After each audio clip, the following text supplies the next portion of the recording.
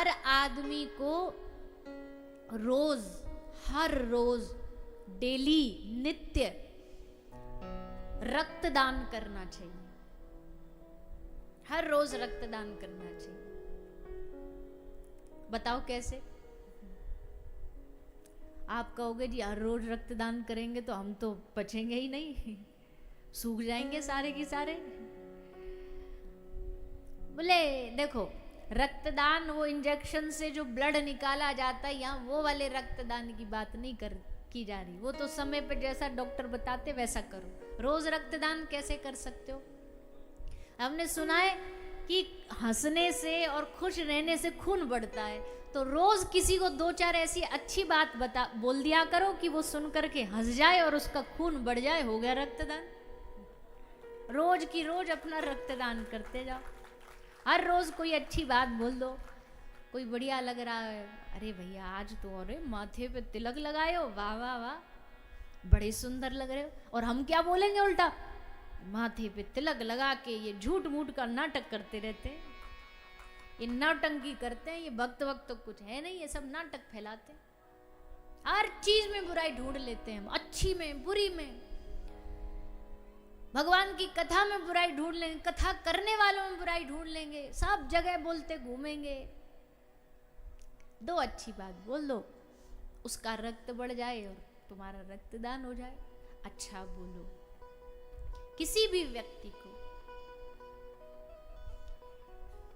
अच्छा सुनो। और अच्छा सुनने की श्रेणी में सबसे अच्छा सुनना क्या हो सकता है भैया? बोले भगवान की लीला सुनने से अच्छा और रस क्या हो सकता है?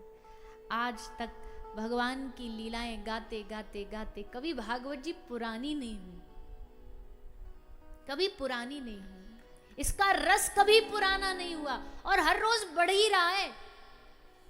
कथाएं भागवत कम नहीं हो रही, बढ़ ही रही हैं। अगर कथा करने वाले बढ़ रहे हैं तो कथा कराने वालों की भी कोई कमी नहीं है। ठाकुर जी सबको कहीं ना कहीं, सबको हर गांव हर शहर में सेट कर रखा है। तुमको यहाँ कथा करनी है, तुमको यहाँ करनी है। हमको लगता है कि ये सब अचानक अचानक नहीं हुआ।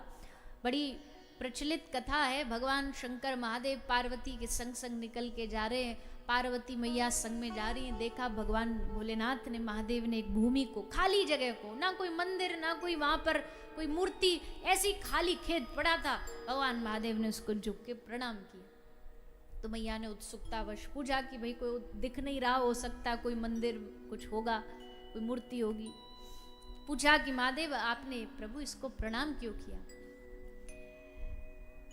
महादेव ने कहा आज से कई हजार वर्ष पहले इसी भूमि पर भगवान की कथा हुई थी, कथा गाई गई थी, इसलिए भूमि कथा होने से धन्य हो गई, इसलिए मैं इसको प्रणाम कर रहा हूं। भैया बोले अच्छा।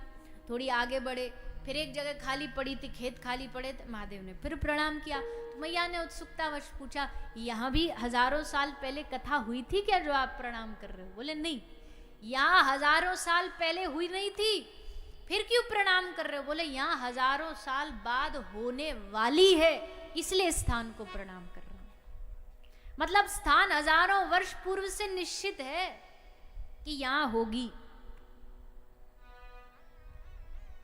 स्थान निश्चित है, कराने वाले निश्चित हैं, करने वाले निश्चित हैं, सब निश्चित है ठाकुर जी की डायरी में। हमको तो बस देखना भर रहता है। हमको लगता सब अपने आप हो गया। अरे भैया अपने आप नहीं हुआ।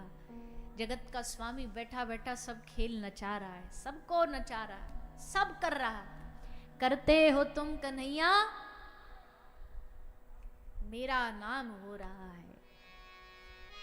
कठपुतली सोच लेती है कि सारी कहानी हमारी है, पर तेरी थोड़ी है भैया कहानी। कठपुतली का खेल शायद राजस्थान से ही शुरू हुआ ना, तो कठपुतली नाच रही है और सोच रही सारी कहानी मेरी। अरे तेरी कहानी नहीं, तू किरदार है बस।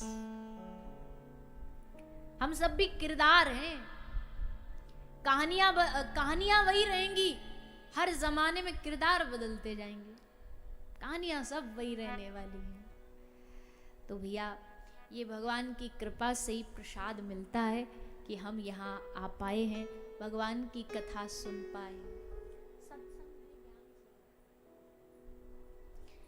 श्रीमद् भागवत जी इंसान के मन को स्वच्छ करने का कार्य करती है।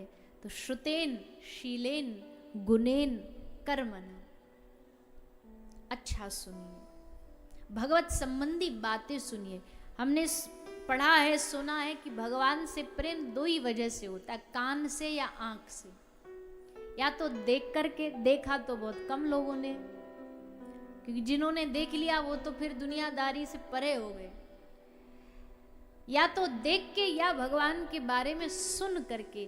देखना तो पता नहीं कब नसीब होगा प्रभु को, पर कम से कम सुन तो लें उनके बारे में, ताकि उनकी लीलाओं को सुन करके उनसे प्रेम हो जाए। इस कथा गंगा में 7 दिन तक खूब डुबकियां लगाइए।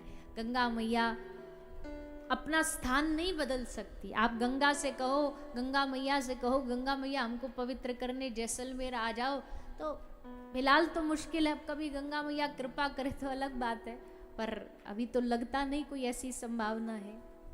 स्थान नहीं बदलती गंगा जी।